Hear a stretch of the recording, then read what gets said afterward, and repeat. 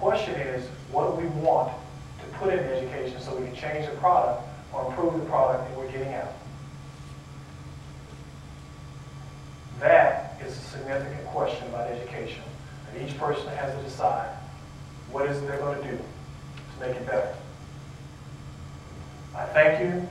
I'm not sure if you want me to, Karen, to take any questions. If I don't know the answer, I will tell Greg Gelby to get the answer for you and get back to you.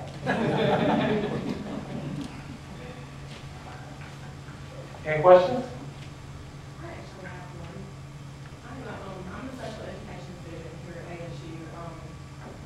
I'm looking forward to teaching middle school special education. I want to clarify, you're a special education student or a special education major? I'm a special education major here at. Because you could be a special educator. Yeah, I could be.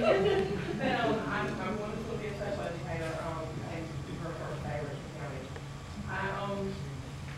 You hear a lot of people talk about, money, not enough money in the classroom. A great teacher can teach with a piece of paper and don't need a computer and all that technology. But the problem is what I have seen is that there are a lot of great teachers right this minute. And how are you addressing that now in your position?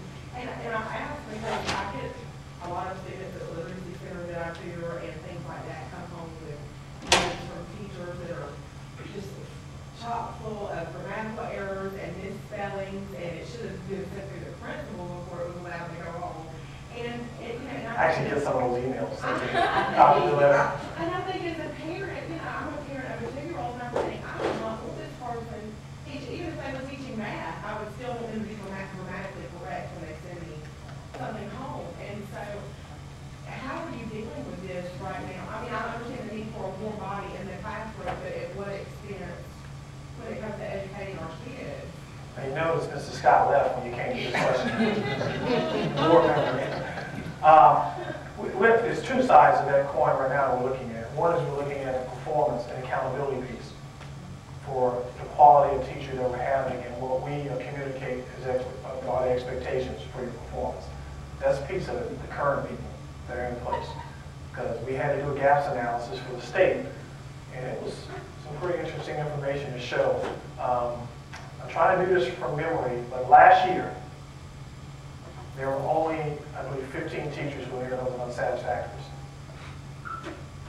Now, that's not necessarily a bad thing, because we would want and expect all the teachers to do well.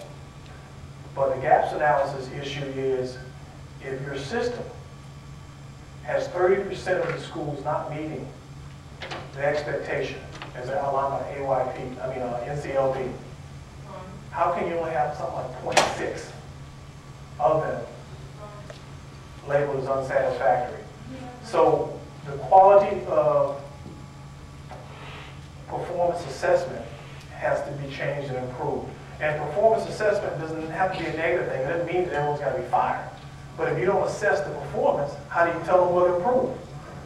So I want you to make that connection. It doesn't mean we're talking about getting rid of people. But the first step is assess the performance and give them help so they can improve in the area.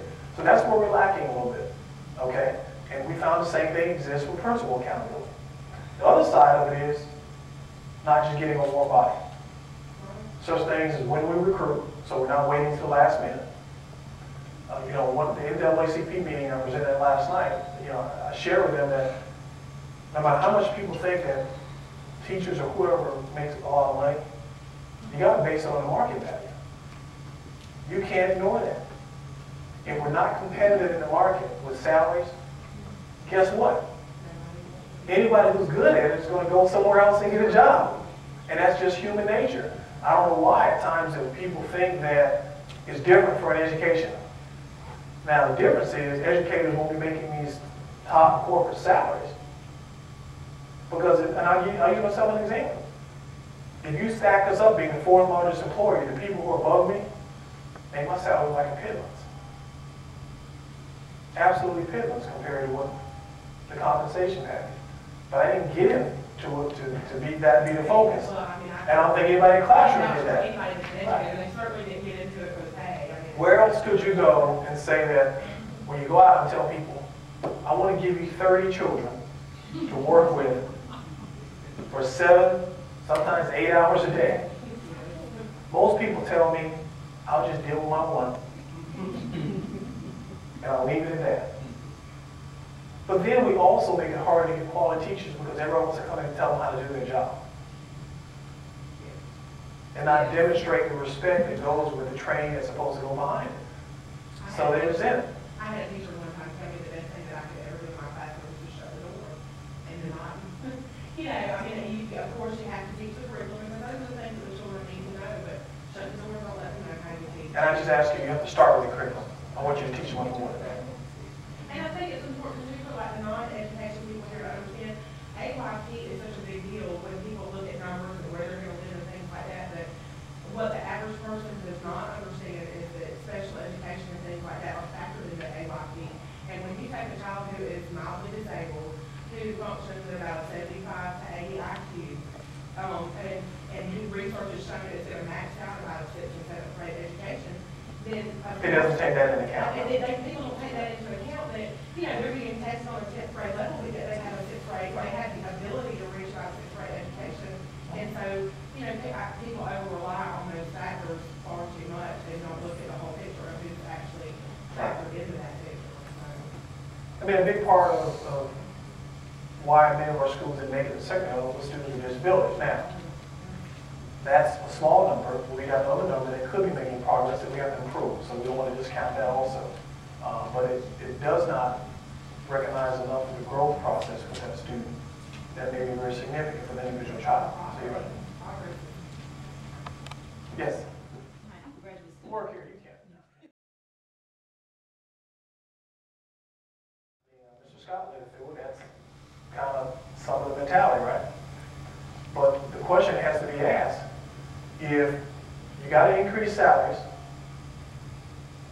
to be competitive, okay? Gasoline is going to go up. It has been. Maybe it'll level off, I don't know. But things, books, you have to cycle them in and out on a regular interval if you want to be up to date in the curriculum and the resources that support it. And the books don't stay the same price every year. I mean, as they revise them, they become more. Then the question becomes, should the answer be, the response be, responsible increases based on specific expectations versus no increases? And I think we have to do a better job of marketing and communicating that process. How do you keep a flat budget with costs going up? How do you get more revenue? I mean, if you don't increase, we can't control what the state does. The state has 151 school districts that they're trying to fund. Because the federal government, the Constitution says education is a state function. Now, not only are they trying to fund education, but they're going to try to fund health care, which is a big debate going on, especially with children. You got the issue with roads and all that other stuff that becomes, so you have a pot of money that is pulled on by a variety of sources. And what bothers me, I think, while I looked at it, is people often are comparing us to Columbia County. Well, if you're going to compare us to performance in Columbia County, can I get the same resources per child in Columbia County? Their local funding in the 2006 data was